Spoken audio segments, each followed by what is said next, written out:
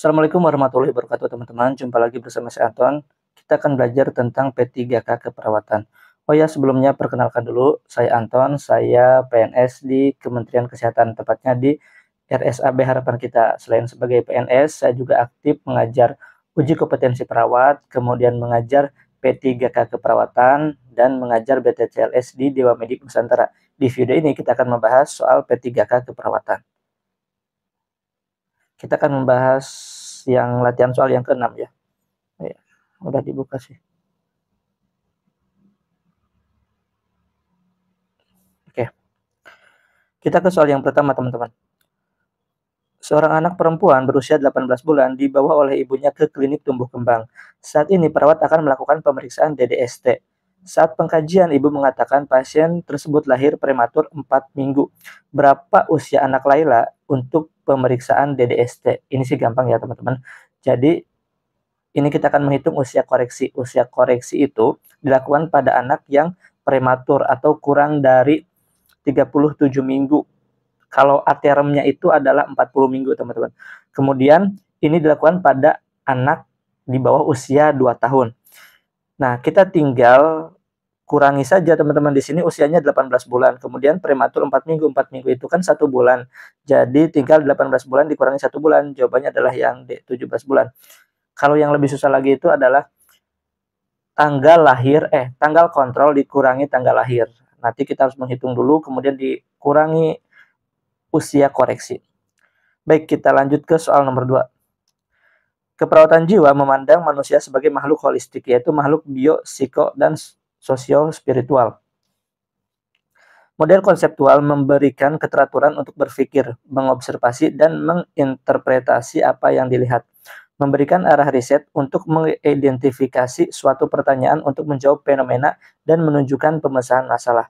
Peran perawat dalam terapi model konseptual interpersonal adalah A. Share anxiety, B. Terapi use empathy, C. Relationship, D. Share anxiety, sama ya, atau E. Semua benar. Oke, jawabannya adalah yang E, semua benar. Jadi peran perawat dalam terapi model konseptual interpersonal dalam keperawatan jiwa adalah yang pertama itu share anxiety, yaitu berbagi pengalaman mengenai apa yang dirasakan klien dan apa yang menyebabkan kecemasan klien saat berhubungan dengan orang lain. Kemudian ada terapi use empathy and relationship, ya. Jadi digabungin ya, yaitu empati dan turut merasakan apa yang dirasakan oleh klien. Perawat memberikan respon verbal yang mendorong rasa aman klien dalam berhubungan dengan orang lain.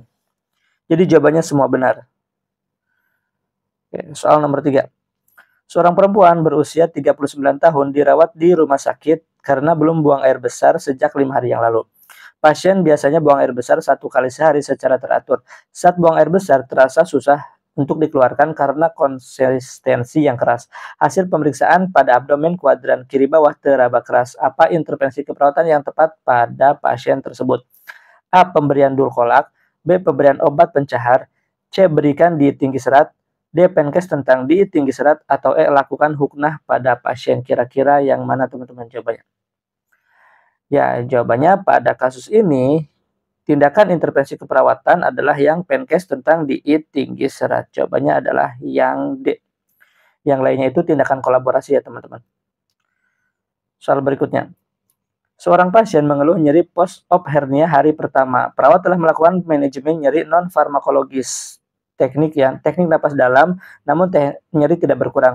Pemeriksaan tanda-tanda vital, tekanan darah 140/80 mmHg. Frekuensi nadi 125 kali per menit. Frekuensi napas 24 kali per menit. Saturasi oksigen 98%. Skala nyerinya 7. Perawat akan melaporkan pasien ke dokter spesialis bedah menggunakan teknik komunikasi SBAR, Situation, Background, Assessment, dan Recommendation. Hal yang akan disampaikan perawat ke dokter di background adalah A. Saran tindakan selanjutnya pada pasien. Nah, ini saran itu rekomendasi ya di R. Kemudian keluhan pasien saat ini. Kemudian masalah keperawatan pasien saat ini adalah situasi ya, teman-teman. Hasil pemeriksaan tanda-tanda vital pasien, atau E. Tindakan yang sudah dilakukan pada pasien. Kira-kira yang mana, teman-teman? Ya, benar sekali. Jawabannya adalah yang E ya, tindakan yang sudah dilakukan pada pasien. Kalau hasil pemeriksaan tanda-tanda vital itu masuknya ke situation ya teman-teman, yang S. Karena situation itu melaporkan hasil pengkajian kita secara objektif dan subjektif. Kalau ini kan keluhan pasien itu adalah subjektif dan tanda-tanda vital adalah objektif. Maka jawabannya adalah yang E. Baik, soal nomor 5. Seorang laki-laki berusia 32 tahun dirawat di ruang bedah sudah 5 hari karena fraktur pada kedua kaki. Pasien sudah dioperasi 4 hari yang lalu. Saat ini pasien mengeluh belum buang air besar sejak masuk rumah sakit. Pasien merasa perut kembung. Pasien masih takut untuk bergerak karena nyeri pada kedua kakinya jika digerakkan. Tindakan kolaboratif yang tepat pada pasien tersebut adalah A. Menyarankan untuk makan makanan tinggi serat. B. Pemberian diet tinggi serat. C. Mobilisasi per 2 jam. D. Melakukan room pasif maupun aktif, atau E. Imobilisasi pasien. Oke, jawabannya adalah yang B. Tindakan kolaboratif adalah pemberian diet tinggi serat. Berarti di sini kita berkolaborasi dengan ahli gizi ya teman-teman. Baik, soal berikutnya. Seorang perempuan berusia 26 tahun dengan anemia, Hb-nya 7 mg per desiliter. Direncanakan pemberian transfusi PRC 2 kantong. Dokter menginstruksikan pemberian 1 kantong per hari atau 350 cc habis dalam 4 jam. Berapa faktor tetes yang digunakan perawat untuk menghitung tetesan pemberian transfusi pada pasien tersebut? Oh, ini mah gampang ya teman-teman. Jadi yang ditanyakannya itu bukan tetesannya berapa kali per menit, jadi faktor tetesnya. Nah, yang 20 itu untuk tetesan makro, kemudian yang 60 itu untuk mikro atau untuk anak. Kalau blood set itu yang 15 tetes makro. Kemudian berikutnya, dalam preceptorship, jumlah peserta yang dibimbing maksimal berapa orang? Kira-kira berapa nih teman-teman? Preceptorship itu melibatkan hubungan antara preseptor yang lebih berpengalaman dan berpendidikan dengan persepti yang masih baru atau memiliki pengalaman yang lebih minim, teman-teman. Preseptor atau perawat sebagai preceptorship dan mahasiswa praktek sebagai presepti. Jumlah maksimal peserta yang dibimbing dalam preceptorship adalah 1-4 orang. Jadi jawabannya adalah yang C. Baik, kita ke soal berikutnya. Seorang perempuan berusia 55 tahun dirawat di ICU dengan penurunan kesadaran dan gagal nafas. GCS-nya 3. Hasil pemeriksaan fisik terlihat retraksi dada, saturasi oksigen 85%, respirasi 33 kali per menit, tekanan darah 100/60 mmHg, dan nadi 112 kali per menit. Intervensi kolaboratif yang tepat pada kasus tersebut adalah A. Pasang oksigen dengan NRM, B. Pasang endotracheal tube, C. Pasang nasopharyngeal tube, D. Pasang oropharyngeal tube, atau E. Pasang bedside monitor. Baik teman-teman, di sini ada penurunan kesadaran dan gagal nafas. Kemudian situasinya ini adalah di ICU. Maka pilihan yang tepat adalah yang pasang ETT, endotracheal tube, yang B, agar bisa dimasukkan ke ventilator.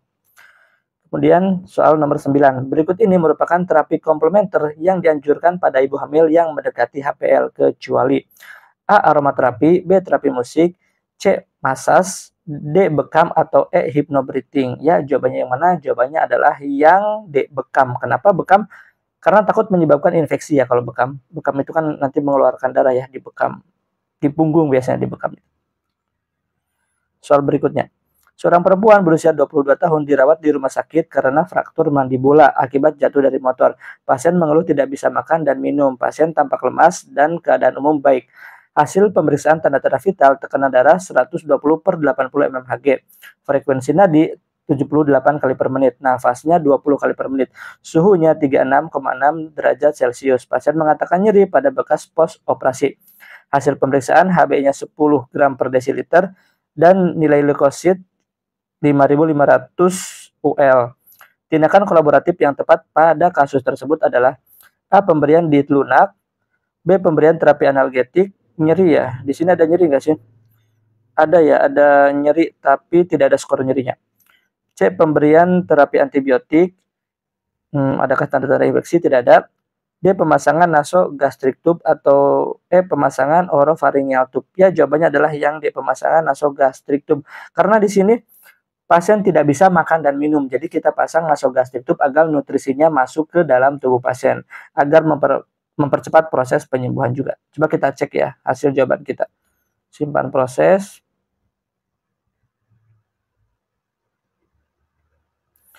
Lihat statistiknya. Oke, dijawabnya 10-10. Oke, kalau mau lihat pembahasan langsung ke sini ya teman-teman. Klik ke pembahasan. Nah ini dia ya, ada pembahasannya langsung. Oh ya, bagi yang mau bergabung, teman-teman bisa hubungi nomor telepon yang ada di atas atau bisa klik link di bawah ada di deskripsi ya teman-teman. Baik, itu saja yang bisa saya sampaikan. Semoga bermanfaat. Terima kasih. Wassalamualaikum warahmatullahi wabarakatuh.